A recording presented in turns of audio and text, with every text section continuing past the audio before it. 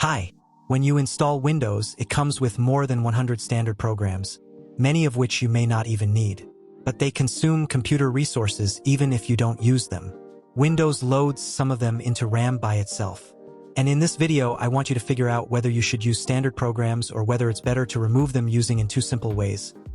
It is my AppPC No Problems, as well as by Windows PowerShell commands. Subscribe to PC No Problems. We continue to grow and share useful tips for your PC. So what are these standard applications, and should you remove them? Some of them you can see in the Start menu, for example Calculator, Calendar, Camera, and so on. Then there are Get Help, Get Started Assistant, Media Player, Paint, and others. There are dozens of them just in the Start menu, and dozens more run in the background. Maybe you use some of them, but others you don't need. So why keep them? In this video, there was a test of removing built-in programs from a regular Windows 11 installation. And this led to the system using 800 megabytes less RAM. This happened because there were fewer processes running. And thanks to this, in a benchmark, the CPU showed a new level of performance. Is this significant?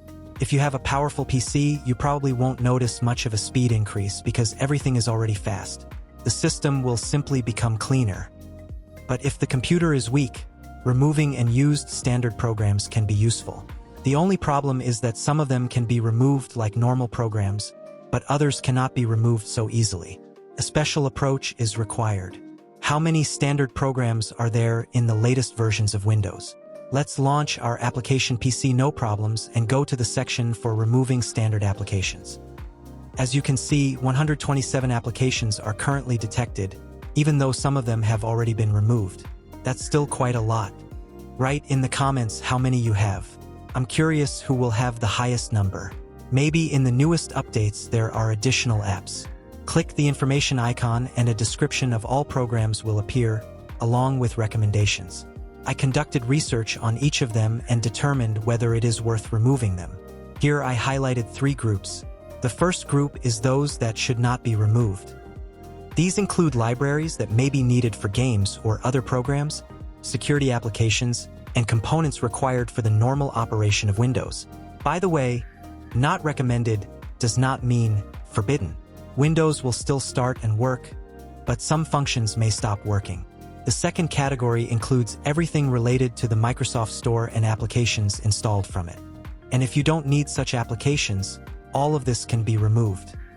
The third category is programs that you can remove at your own discretion. Just look at the description. Some of them may still be useful. For example, I personally like the Screenshot Utility, Sticky Notes, and Phone Link. Select what you don't need and mark it with checkboxes in the list on the left. How to remove standard applications using PC No Problems. It's very simple. After making your selection, click the Remove Selected button. The program will ask if you are sure, and then remove them if they are not needed.